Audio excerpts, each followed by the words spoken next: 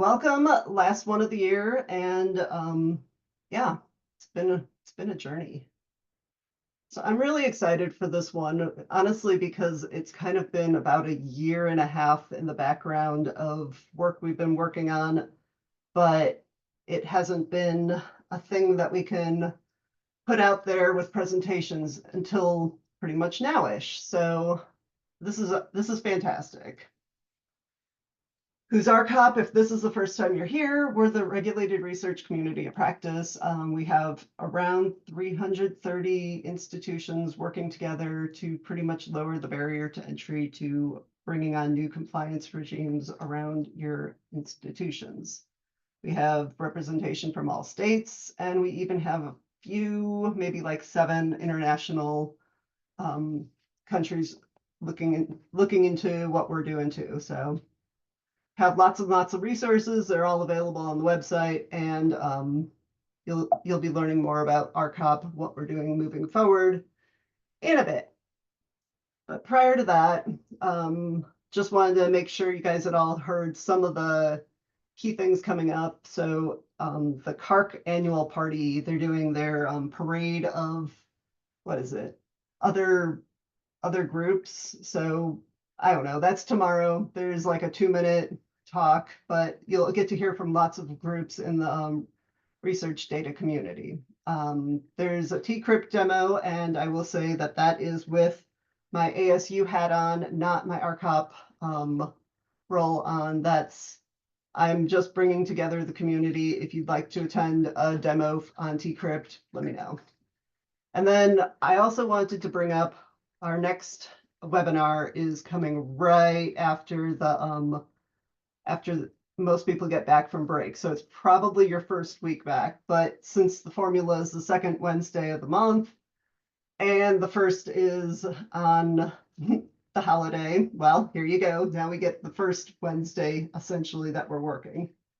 So we'll be doing a industry panel with all C3PAOs. Yeah, never rolls off my tongue, but we're going to talk to them about sponsorship and governance, and Barb has done an amazing job wrangling this panel, so hope it's exciting. This one I just sort of put up because this sort of sets the tone for some of these big changes that we're going to talk through today. And hit me up later. These are fun conversations, but they don't really need to be dove into much today. And my big statements are compliance is now required at the institution level versus just the researcher level. Next one is fundamental research needs basic cybersecurity protections, and it soon will face compliance requirements. And that's things like NSPM 33. We're moving away from, yep, just go do it. It's fundamental research. It's fine. And I also think that there's blurred lines between the basic and the regulated research space. So no longer can we just point to this is a CUI, so it is now required to be regulated. Things are starting to require it when they're not CUI because it's just an easy thing to point to. So that brings us to what essentially we're covering today. And as of October 1st, Trusted CI is now expanded to include regulated research into their suite of services. This is going to happen through using RRCoP with the established resources that we've built. So really great effort, but what I was doing with this was essentially showing there's instant value on both sides. So immediately, this puts RRCoP on a much bigger stage. It's a much bigger platform. There's visibility to what we've been doing. And this means that more eyes are on us than ever before, which is fantastic because this also means more people now care about regulated research. We also have additional hands helping in this space, but we do have a deeper reach into NSF's research portfolios that Trusted CI had this whole time, and now we get to participate in that too. From the Trusted CI side, they now have access to much broader specialized expertise with the regulated research. And they now have a broader reach into some of the higher ed institutions that we're coming from supporting this NSF science. And with that, I'm going to hand it over to the PI of Trusted CI, Sean Peisert. And yeah, let's. Thanks so much, Carolyn. How are we doing slide control? Do I have the ability to manipulate a Tell me slide? next. Oh, okay. All right. Very good. All right. Well, again, thanks so much for that introduction, Carolyn. And it's a pleasure to speak with the regulated research community today. 99 people strong on this webinar. That's really awesome. My name, as Carolyn mentioned, is Sean Peisert. My day job is at Berkeley National Lab, which is where I've been since 2009. I have been involved with Trusted CI since 2019, and as of October 1, I'm now the director and PI for at least the next 5 years of this 60-month award that Carolyn was referencing. So it's my pleasure today to spend the first few minutes of the conversation today to tell you a bit about Trusted CI broadly, and then I'll be glad to turn it over to my colleague, Deputy Director of Trusted CI, Scott Russell, who will tell you a bit about the nuances of the Trusted CI framework. Thanks for moving us along, Carolyn. So yes, Trusted CI has been funded as the NSF Cybersecurity Center of Excellence, I will say, since 2012, actually. So winners who guessed that. So yes, so we are a bit more than 12 years old at this point. We were founded and funded by the National Science Foundation to support cybersecurity for scientific research and cyber infrastructure operators. Over the last 12 years, we have done this in many different ways through individual engagements with facilities that run research cyber infrastructure, with software developers that are building software used in science, through events and webinars and other sorts of things that we put on, and have grown into the organization with the impact that we do today through the hard work of many. The Trusted CI team, or at least it was as of 2023, is in this photograph. We are now composed of 7 different institutions, and including Indiana University, UIUC, Wisconsin, Pittsburgh Supercomputing Center, Berkeley Lab, Arizona State, with the addition of Carolyn, and the Sustainable Horizons Institute as well. I just wanted to sort of amplify Carolyn's framing, which is that the RRCoP and the Trusted CI communities have some overlap, some parallel, but we're definitely partners in, I think, the same endeavor here is in terms of what we're trying to help accomplish. I would say historically, most of Trusted CI's work has been with organizations that are not specifically subject to regulations, such as the kinds of things that the RRCoP addresses, CUI, HIPAA, that sort of thing, although we have done a number of engagements with institutions such as UC Berkeley and others, as well as software developers, such as the Galaxy Project, who are playing in that space. And of course, increasingly, I think we're going to see just more regulations overall. So this is just a wonderful partnership and cross collaboration across these communities that we now have the privilege to enjoy. Next slide, please, Carolyn. So yes, good news. We now have this new award that will sustain us for the next 5 years, this is exciting. It continues our previous 5-year award as well, and we're really glad that RRCoP is part of this. We are already seeing so many benefits of this collaboration. Next slide, please, Carolyn. As we were writing the strategic plan, which ultimately led to the proposal that we submitted to NSF that was funded for this new award, I sat down and spent time reading a whole lot of decadal studies. And one of the things that is so clear is that cyber infrastructure is absolutely critical to scientific discovery, is increasingly critical to scientific discovery over the next few years. In some way, just about every aspect of science touches research cyber infrastructure and is impacted by that. And it doesn't matter whether it's high energy physics or oceanography, or geosciences, or whatever it happens to be. Every one of these studies is calling out an increasing amount of compute, network connected instruments, collecting data in the field, drones, automation, you name it. And scientists rely on that infrastructure. It needs to be accessible. It needs to be available. It needs to be capturing information. It needs to be accurate. It needs to implement the appropriate data embargoes. If you go out on an oceanographic expedition, or you're, leveraging that gravitational wave detector, there are agreements in place to publish at the same time, for example, and that it does comply with applicable obligations and regulations. In the NSF research cyber infrastructure world, that tends to be something that we refer to as the Research Infrastructure Guide, or RIG, that comes out of the National Science Foundation. And the most recent one was published in 2021, and we're expecting a revision of that sometime, perhaps next year. But certainly other things could well apply in the future, and so Trusted CI helps organizations in various ways navigate all of that. Next slide, please. Just referencing a little bit about the next few years, NSF has its own strategic plan, and as well as plans for cybersecurity, cyber infrastructure ecosystems. And so I will say that they reference agile, integrated, robust, trustworthy, sustainable cyber infrastructure. NSF and its constituent advisory committees recognize that this is critical throughout science and engineering research and education, I will add.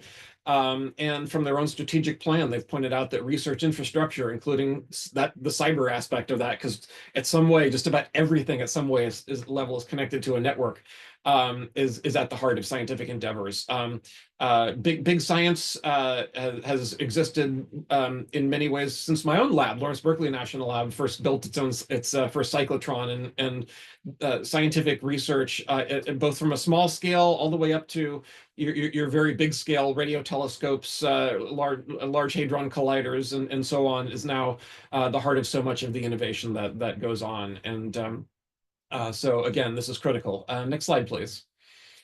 In 2023, Mike Korn, who had at that point been, I think, the NSF cybersecurity advisor for research for a few months, gave a presentation at the NSF Cybersecurity Summit, which is run by Trusted CI, and pointed out that modern, in fact, state-sponsored attacks are inevitable, and therefore breaches of accounts and systems, downtime, whatever it's going to be, is inevitable. So resilience, which is one of the elements that Trusted CI is responsible for supporting the community to achieve, is in service of minimizing the likelihood of successful attacks, minimizing downtime for the attacks that do occur, and certainly looking to minimize some of these unsophisticated opportunistic attacks and other impacts, downtime, and disruption of scientific operations. Welcome you to listen to that talk more. Links here if folks are interested. And there have been a couple of other talks that Mike has given since then as well that may be of interest. Next slide, please. Subsequently, there was also a JASON report on NSF major facility cybersecurity. The JASONs are a group that have historically advised the US government and DoD specifically on topics of national security interest. And in 2022, they put out a report specifically on major facility cybersecurity, exactly because of some of the concerns that I'm describing to you today. Trusted CI is very much in support of all of the recommendations, which again, I encourage folks to read, which are aligned with the Trusted CI framework, which again, Scott's going to tell you more about in a little bit as well. We certainly work with Mike Korn and have frequent conversations with him. We also have conversations with the NSF Cybersecurity Advisor for Research infrastructure and cybersecurity in the NSF Oceans Directorate, which had been hired subsequently to this report coming out, and we think is a great impact of some of the partnership and that Trusted CI and NSF have together. This individual is currently Laura Stolp, who is on assignment from Woods Hole. Next slide, please.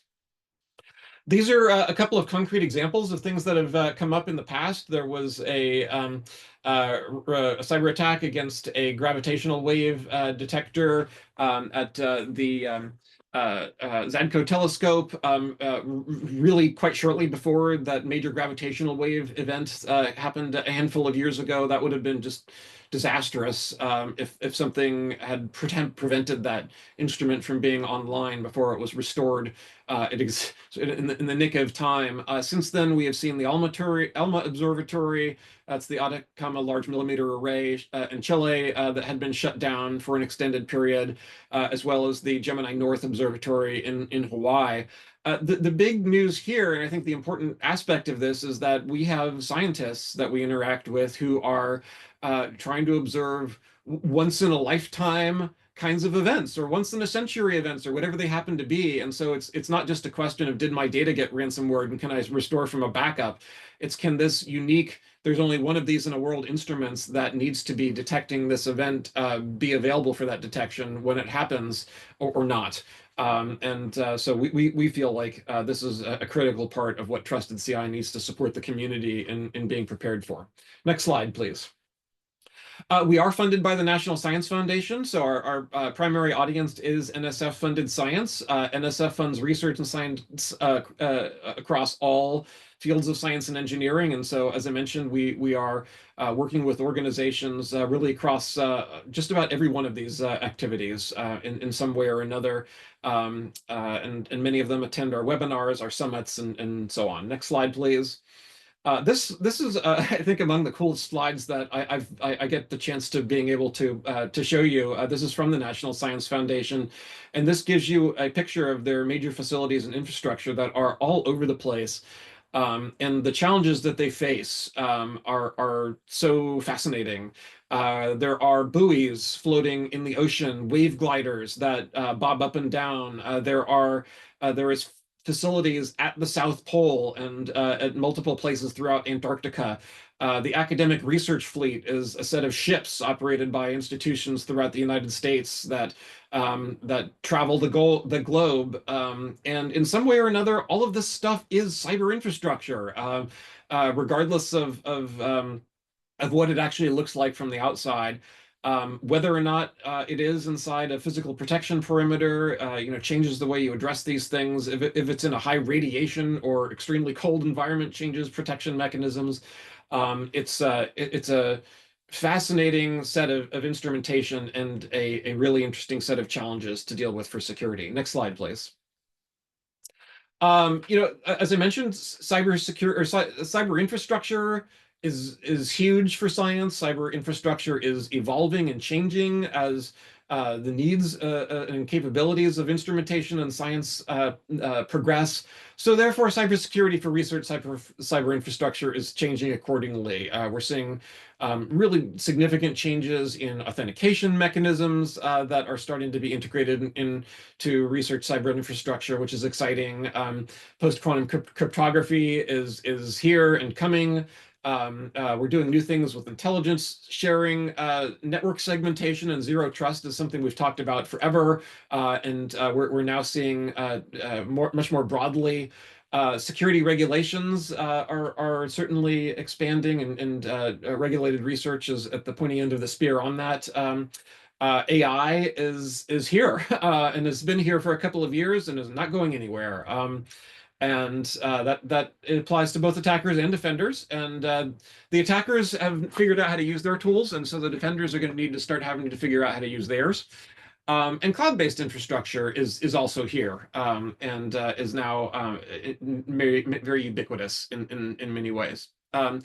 So, of course, going forward, Trusted CI is aware of all of these things and is aware of the changes both to to science and to research cyber infrastructure going forward, and is supporting the community in being aware of and adopting these things as appropriate to their missions and environments as well. Next slide, please. As I mentioned, cybersecurity requirements surrounding research that is regulated are exist. They are continuing to expand. And we are so glad to be able to have the expertise of the regulated research community to inform some of the broader activities of Trusted CI, and we are really glad at the same time to be able to bring some of the resources to bear on the challenges that the regulated research community is facing as well. Next slide, please. The Trusted CI framework for cybersecurity programs is a cornerstone of what Trusted CI does. It is, in fact, the structural outline for the proposal we submitted to NSF around the 4 pillars of mission alignment, governance, resource, and controls. And Scott's going to tell you more about that in just a few minutes. I do want to emphasize this is a cybersecurity framework for programs, and so therefore, unlike other things that are labeled a framework, it's going well beyond things that are simply control sets, technical controls, and beyond. Next slide, please. The way in which organizations adopt the framework to their organization is through sets of cohorts, which again Scott will talk more about momentarily. Organizations that have graduated from those cohorts and have done initial baselines of their work are graduate into this research cybersecurity community of practice. And so this is an ongoing activity of Trusted CI as well. Next slide, please. We, Trusted CI, are supporting organizations quite a lot on scientific, what we call operational technology. Some people call this cyber physical systems.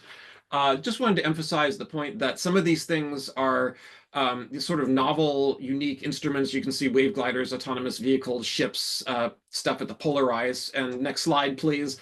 Some of it's a bit more mundane because it's also winches and cranes and HVAC and heating cooling systems for computers and so on, and sonar systems and sounding balloons. And so again, Trusted CI works extensively with these organizations.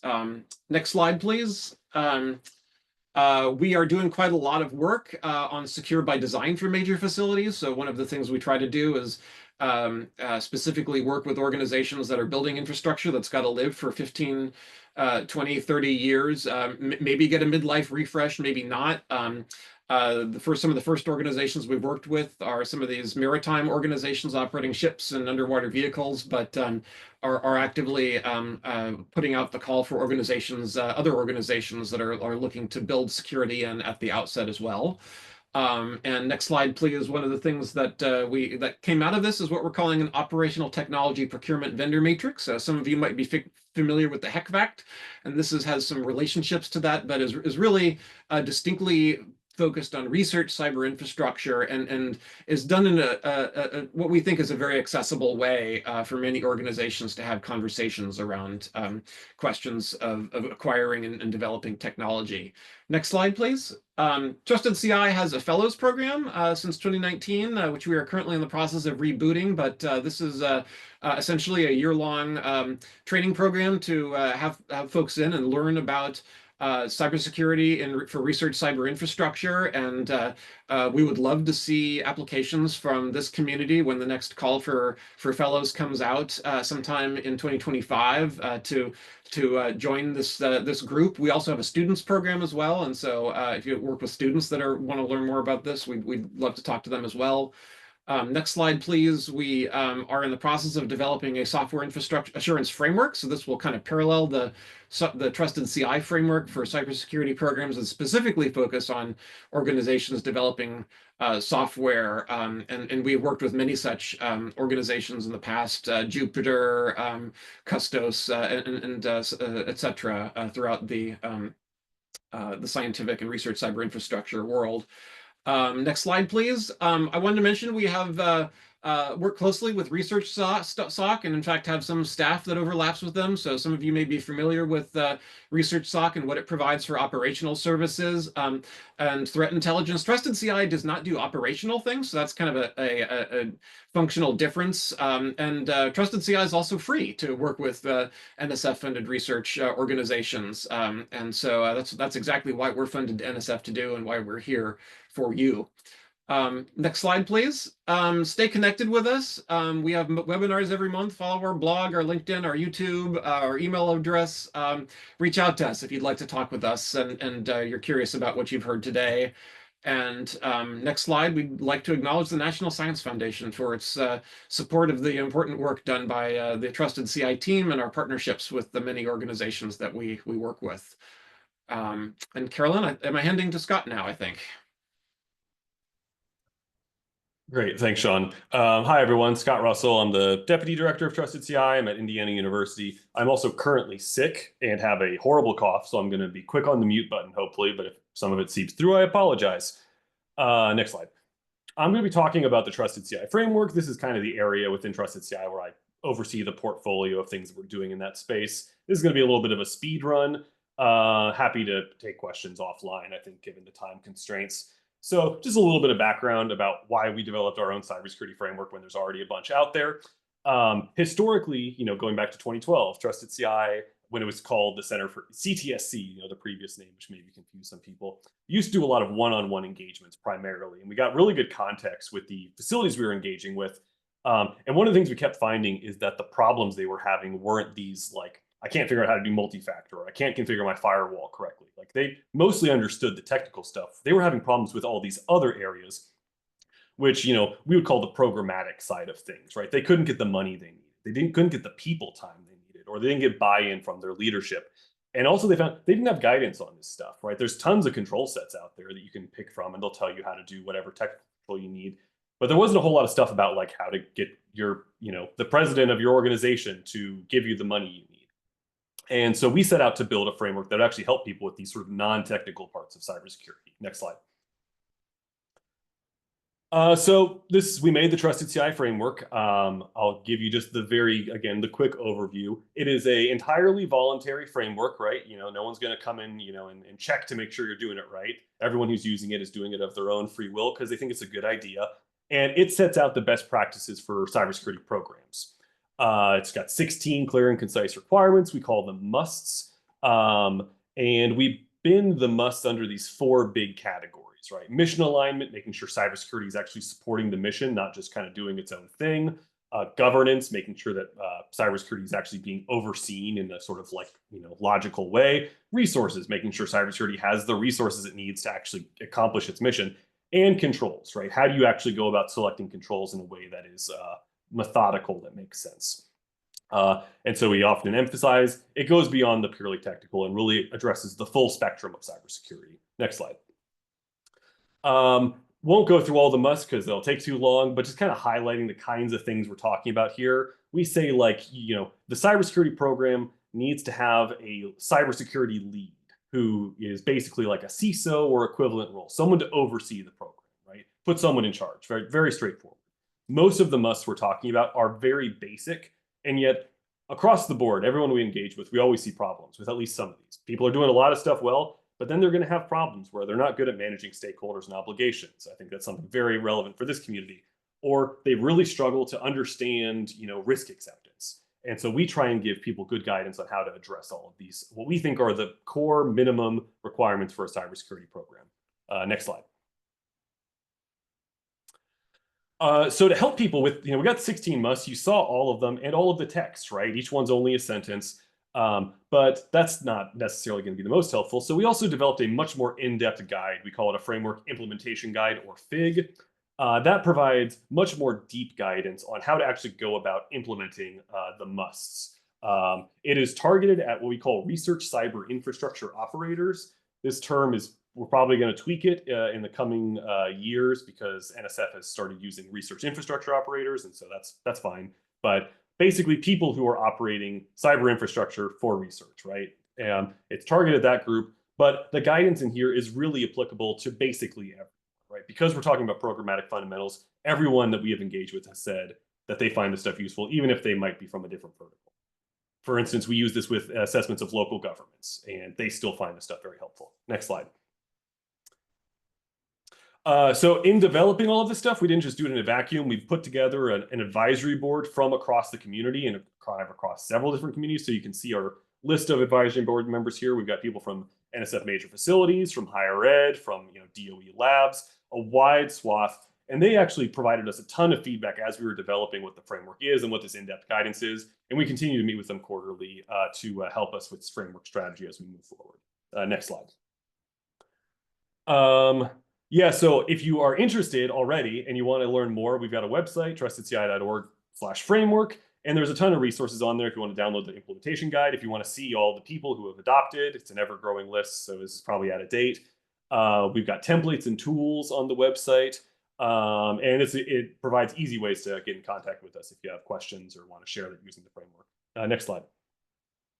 Okay, so a lot of people are probably thinking, God, why another framework? There's so many. And I already touched on some of the reasons where we felt like there was a gap in this area. Like that's kind of the big front and center thing is like, we just felt like this wasn't something that was being covered. And again, it's been around for several years now. I think some other frameworks are kind of trying to be like, okay, we should talk about governance too. But we like to think that we kind of spearheaded this. We also find that a lot of the frameworks that we engage with are just we don't like them. Right, to put things kind of mildly, they tend to be expensive, they're incomplete, they're impractical. Very few people that we talk to about some of these other things are like big champions. They're always kind of like, well, we do it, but yeah, it's kind of a pain. So we wanted to make something that was very, very doable.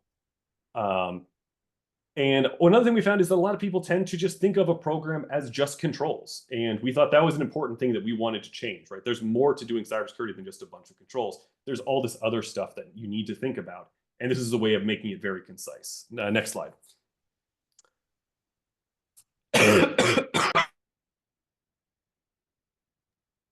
Yeah, another point that I think is really important to emphasize is that lack of resources is by far the most common challenge we see in this space and just kind of across the board. No one's coming to us and saying, oh yeah, we got tons of money for cybersecurity. And one of the things that the framework is really designed to do is to help you make the argument for why you need more resources and kind of give you a structure for going about getting those. Obviously, there's other stuff in there as well, but because that's such a common problem, we have a lot of resources to help with that. And I think the last thing we kind of note here is that there's a huge variety in the maturity level of the organizations in our community, but also kind of in all communities. And some of the more onerous frameworks are just really not good fits if you are just getting started here, right? You open up 171 or something and your eyes will go wide and you won't know what to do. Our framework is designed to be something you can actually understand, even if you're really not a cybersecurity person, and say, okay, I think I can actually start doing some of these things. Next slide. And then so if I'm going in full sales pitch mode, I promise this will be the last fully sales pitch slide. What's so special about us? Well, one, explicitly tied to your mission, right? This is not checkbox compliance. Everything, all of the musts, they are not requirements, right? All of them are designed in such a way to be flexible enough that you can make it work for your organization. No auditor is going to come and say, you did that wrong, right? We think there are some things you have to do to make them effective, but there's a lot of ways to go about making it happen. Also, doing these programmatic fundamentals enables your other cybersecurity efforts. So even if you have to do 171 or 853 or PCI, whatever your cybersecurity compliance requirements are, doing the programmatics will help you go about doing those specific controls because you will have the resources and the buy-in and the structures to actually be effective at it. It's fundamentally targeted at organizational leadership, whereas if you give them a control set, they're going to be like, oh, this is probably expensive and that's all I understand. Whereas when you think about the framework, you can actually think about how are we governing, how are we managing cybersecurity? And that's the kind of level that leadership will really get a good engagement with. It's built from our on-the-ground experience. It's being validated by our own research. So we're doing engagements with local governments, and we've shown statistically significant correlations between people who are doing better at the programmatic side of things and people who are doing better at the control side. Well, I could talk more about that later. Right? Obviously, there's asterisks and caveats. Mentioned how we're being overseen by stakeholders from across the community. And the final part that we just always like to emphasize is we really think this is doable, right? This is not this, maybe, it looks like impossible series of controls. Everything on here is stuff that you should be able to look at and say, I can get this done. I understand what they're talking about and I understand why it's valuable. Next slide. So as Sean mentioned earlier, the primary way we've been driving forward adoption of the framework is through these framework cohorts. These are small group 6-month engagements where we bring together the sort of like cybersecurity people from different facilities, and we teach them about the framework, and then we have them kind of do some self-discovery, and we lead them through what we call a validated self-assessment, where they will then figure out how they're doing on the framework, and then we will guide them, help them build strategic plans. I'm jumping ahead onto the next slide, I think. So yeah, let's just go ahead to the next slide. I've also got some nice quotes from people who have been very kind. Basically, what we do in those cohorts is, one, when you join, you adopt the framework. Adoption is a very low bar. It just says, I'm committing to use this thing. It's not saying I've already done all the work. And then you will get a program evaluation where you find out how you're doing on all the 16 musts. And we have got like a nice little graphic I can show that kind of visualizes that. And then we help people build strategic plans where you say, I know where we are now. Here's where we're going over the next 3 to 5 years. So, and in that strategic plan, you explicitly are tying cybersecurity to the mission. You define what is the mission of the cybersecurity program, what is our strategy, and ties that all right directly back to your organization's mission, so that when you say, hey, I need to do this cybersecurity thing, you can draw the connection back to what the organization's mission is and presumably get good buy-in from the leadership. Next slide. So when I talk about, we got these sort of like one pagers, this is just a completely fictitious organization kind of showing we got 16 musts. People are normally do pretty good on some of them, doing great on maybe 1 or 2, or making progress on a couple, and then maybe have a couple of gaps, right? This is a very common kind of scorecard that we will see.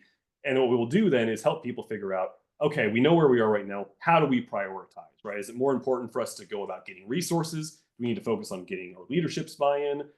Do we just need to get more people, right? What are the things we need to do? And how should we go about sequencing that? Next slide. So we've been running a bunch of cohorts, doing them for the past 2.5 or 3 years now. So we got a bunch of graduates. That, again, they're not the whole list because it's hard to fit them all on one slide. But we basically had all the NSF major facilities. There's actually a couple of cohort members I think I saw in the call right now. So feel free to share praise, or if you have criticisms, you can be quiet about that, right? Save that for later. Next slide. Yeah, sorry, this is basically the same thing. We've got even a larger group of adopters. So you don't have to go through the cohort to be an adopter. That's one of the primary ways we have been driving progress. But also some people just say, hey, that's a cool idea, we're going to do it. And then they pick it up and they start using it on their own, which we think is great. And I'm going to talk about some resources we're developing to make that even more user-friendly. Next slide. Some of the things we've been doing is, because we've been engaging with so many facilities, we've been able to aggregate results and figure out kind of how people are doing across the different musts. So I don't expect people to remember what all the musts are, so this is maybe not the most helpful, but if you pull up one of the other slides, you could see that people actually are doing pretty good on leadership involvement, right? Leadership are involved in cybersecurity decision-making, at least to some extent, but a lot of areas where people are having problems is, adopting baseline control sets in our community is more of a challenge. I think in the regulated space, because you probably have to adopt 800.171 or something, it might be more common. Getting adequate resources is a huge challenge. Like I mentioned, getting personnel is often a challenge, especially having enough personnel. Maybe you have 1, but you really need like 4. But you get a sense of kind of how the community is doing. And the one thing I'll note here is that it's not like there are the people who are really good and the people who are really bad, and it's like fully separated like that. It's people will be doing great in some areas, poorly in other areas. They're all over the map. So that should color how you look at this graph. Next slide. And then, as Sean mentioned earlier, we've been taking all the people who have graduated from cohorts and building them into a community of practice, kind of like our RRCoP. And there we continue that momentum. We continue to meet quarterly, and we talk about, issues affecting the sort of like NSF research space. And I'll talk some more about some of the future things we're doing in that as well. Next slide. So this is actually probably a year or 2 old, but this is like a sample picture. We had an in-person meetup. We do this every year at the NSF Cybersecurity Summit, which Trusted CI hosts. And we've also been increasingly having them at the NSF's Research Infrastructure Workshop, because that's just a good venue to kind of bring the community together. Next slide. It's a great group of people. And so talking through about some of the things that Trusted CI has coming out over the next 5 years, right? We got this new award and we've got a bunch of cool things that we want to bring out. Some of which I think will actually potentially be very interesting to this community. So one, we've been doing all these cohorts. Well, we want to do reassessments, right? So maybe some people we assessed 2.5 years ago, have you made progress, right? It's important to help them track their progress. It's also important for us to help track our impact. So we're really excited about starting to roll out some reassessments. Trusted CI is offering residencies, which are kind of like, I've been calling them like, Delta Squad, where we send in people to help with specific projects over like a relatively short period of time, help push forward some important initiatives. Trusted CI is expanding our suite of templates and tools. So right now we have a bunch of policy templates. We've got a strategic plan template. What we want to do is have a very clear mapping for every single must in the framework. So you're trying to figure out, how do I tackle must whatever? We have a template or tool and guidance that will help you figure out how to go about doing that. All of that we were hoping to culminate in the publication of an updated framework implementation guide that will explicitly reference all the new cool tools that we've created, in addition to like a getting started guide. We have training on this, right? So if you've attended our summits, you've probably seen me talk at length about some of this stuff. But if you're interested in getting started, we're going to have a tool that's actually coming out probably next year about how to get started using the framework, and then walking you through with all of the different tools that we're going to be rolling out to help you build your program. And because everyone's a little bit different, this is a very customizable experience, right? You might say, I'm doing great in this area, but I got challenges over here. It'll be designed to facilitate that. Final thing we're going to flag here is that we're going to be rolling out controls level assessments. Obviously, we think programmatics are really important. We've been emphasizing those for a long time, but eventually you do have to do controls too, right? You can have a whole bunch of programmatics, but if you never do the controls, then you're probably still going to have vulnerabilities. And we have a really lightweight, effective process for assessing cybersecurity controls. We do it against CIS controls. And I've got the Oscar music playing. So luckily, this is my last slide. We use the CIS controls as our foundation. We found that those are a bit more effective. But I recognize that, like, if you're in a regulated space, you probably have to do some NIST control sets, and there's mappings and whatnot between those. So I think there would still be potentially some value there. But I think that is my last slide. So I think I'm then handing the mic over to Carolyn. Almost exactly on time, just a little over. No, you did great. And I've never played with the timer before, so it's making me laugh each time. Let's see. All right. So I definitely wanted to highlight all of the hands that are helping in this space. And as we move forward in this space, kind of just showing where we all fit together and what our roles are. And so one of our responsibilities that we have moving forward, and one of the thrusts, is supporting regulated research. That's mine to lead. You guys can take a big guess on how I'm doing that. Oh, wait, RRCoP. So then that brings me to what some of the teams look like. And so at the leadership level, Eric is staying on as long as he'll stay, and we are grateful for that. And Laura Raderman's actually joining too. She'll be joining soon, and you can see that she's definitely going to be the more of the compliancy arm, and Eric will remain in the research computing advocacy side, as well as straight wisdom that we all desperately need. We do have additional resources joining from the Trusted CI team. So we are lucky enough to have Anurag's team. So we have Anurag, Will, and Tim all joining in some level.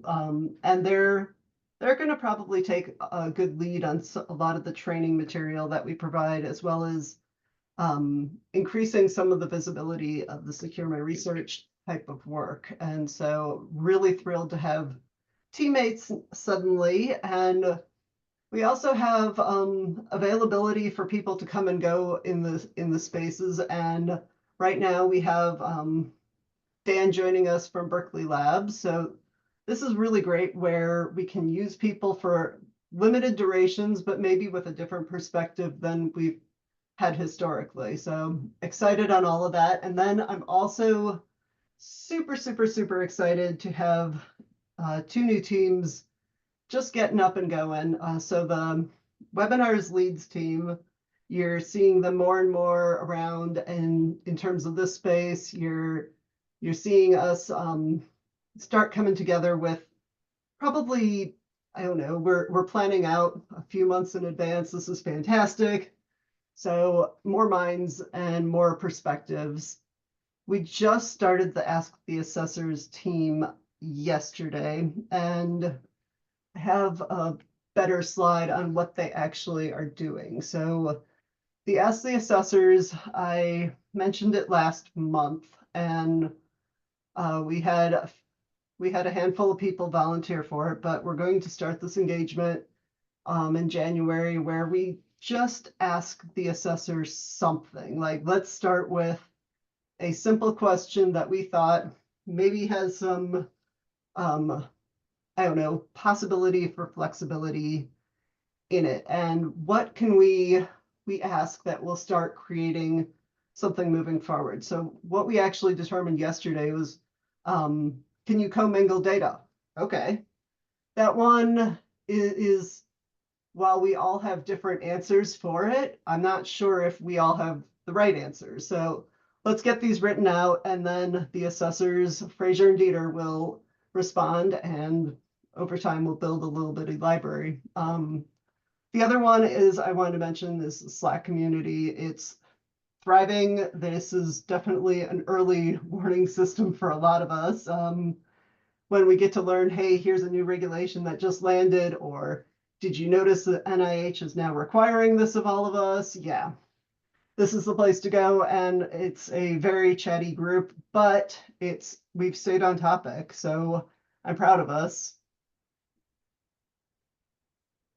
We have an advisory board that we had begun three years ago with the start of the award, and we're able to expand this. And so their role is essentially keeping their institution engaged and sharing their perspective from groups that have real programs going on, as well as encouraging participation. But they're also the ones that will tell me, hey, this isn't something useful, or just decent feedback on, hey, how are we doing, as well as what should we be directing our time and effort toward.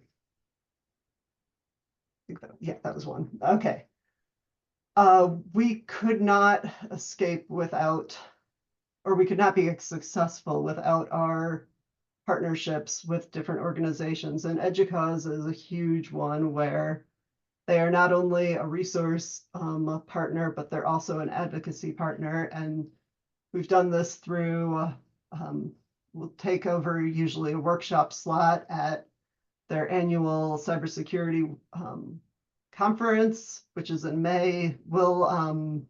We've done things at their annual conference, which is October as well, but they also have working groups. And one of our favorite working groups is similarly named to a Trusted CI one, but is RISC.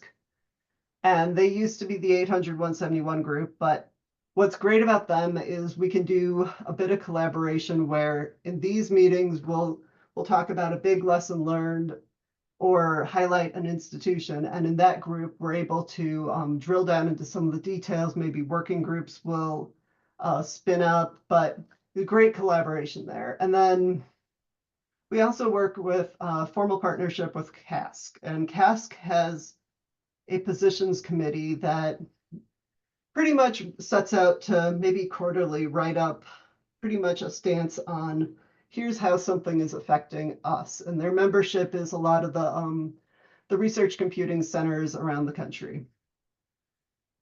We just mentioned the Fraser and Dieter one where we're spinning this up. We're currently in talks with CARC, so it seems like that's going to move forward, but we're looking to be more engaged with sharing our offerings with them. If you're participating over there, maybe you can come here for different content. And then we also have the longer term roadmap of there's a lot of organizations that are around advocating for what's happening within the higher ed space, as well as other opportunities like the Secure Center was just funded from NSF, and that one I can see a lot of ways that sharing information between these communities will help us all. All right, so what are we actually doing? The big formal goals are, first, we want to foster the assessment ready community. And to me, that means training, that means providing content that someone can consume and instantly make themselves better, stronger, faster. The build the alignment and awareness advocacy one is, to me, that's who are the partners? What are we speaking up on behalf? And kind of how does this fit into our whole ecosystem? The cultivate RRCoP advancement, to me, this is growing the community. So are we looking into different spaces where we can have an impact? Maybe some groups have been left behind a little bit, which they kind of have. But there's also a lot that can be grown from this new relationship with Trusted CI. Like, as we said, with being established since 2012, yeah, they have a lot more maturity and processes that we are slowly creeping towards. So instead of learning them all on our own, let's partner up and add on to where they've been. So then let's see. This is actually my last slide. So things that we've offered in full commitment are in blue or purple. So essentially, we're going to keep doing the webinars. We're going to produce training opportunities and seminars. I also really have loved what we've done with some of the innovative hands-on workshops that we've pulled off before. And I think those have really moved the community forward. So we have committed to keeping those on. And good to know we also have participant support funds allocated still in this capacity. So we had them last cycle. We will have them moving forward. But then we're also formalizing some of those relationships and the advocacy partners of, we will partner with Jarrett and let's do how can we help in terms of providing expertise to these communities, and how do we speak up on behalf of these things? Other things I would love to see are, I've wanted it for a while, but an executive program ownership type of awareness. And I'm not sure what that looks like, but we got some time to figure it out and probably agree to it. Or if there's whole lots of excitement toward it, maybe there's partners that we haven't thought of yet. There's also a lot that can be happening with the new communities that Trusted CI has historically supported. I think that it's just now that they're starting to realize that maybe there's that overlap too of, should we be more interested in some of these major facilities that have the same problems we do? One thing that is an unknown, but I'd like to get there, is how do you start grading yourselves in terms of how are you doing with your program, and what does your regulated program look like? Is it, I don't know, what would a compliance maturity assessment look like for yourself? And so how to start gauging where you fit in this. So that's something we have agreed to. Beyond that, I think there's a lot of ways that RRCoP can continue advancing. I mean, so bringing on new leadership, bringing on these new teams, and distributing some of this workload, I think, is really going to help us like continue for the longer haul, as well as support the rapid growth we're seeing. I mean, this has been such a quick trip that, like, to say that we would be at internationally and over 300 institution is just crazy where we started. Well, we started with around 100 or so, but it's been quick. So guess I'm just sort of opening this up to curious where we're all at. Now I only left 3 minutes. That was mean. Our last page is the full acknowledgement.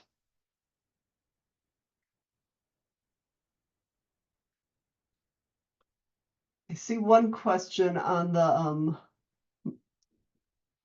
with regards to the 16 musts, number 15 is adopt a baseline control set. Will Trusted CI make a recommendation on a specific baseline control set for research such as NSPM 33, CMMC level 1?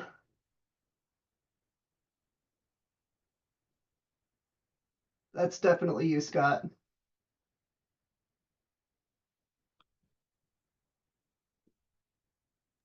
Sorry, can you repeat the question? I'm not seeing it. It's near the bottom. So yeah, someone just highlighted it. It's essentially will Trusted CI make a recommendation on a baseline control set? Oh, yes. Well, we already CIS do controls. that actually. Yes, we recommend the CIS controls, absent compliance requirements otherwise. Now, if you have to do 800.171 for compliance reasons, then it totally makes sense that that would be your baseline control set, or at least one of them. I guess an important point is that you can have more than one baseline control set, and in some cases it might make sense, right? If you have like, a compliance enclave essentially, where we do 800.171 over there, but we don't want to do it everywhere. We recommend CIS instead of like 800.171 or some of the other NIST sets, mostly because like those sets were not designed as general purpose cybersecurity control sets, right? They're confidentiality control sets essentially. If you go back, I'm sure everyone here knows more about it than I do probably at this point. And so unless like that is your primary concern, right? Confidentiality concerns, which typically is not the case in the science and research space. We don't think it's the best fit. And CIS has some other traits that we really like, such as just like giving you much more clear prioritization, right? Kind of like these are maybe the ones you should do first. It has the implementation groups, all that kind of stuff. Good question.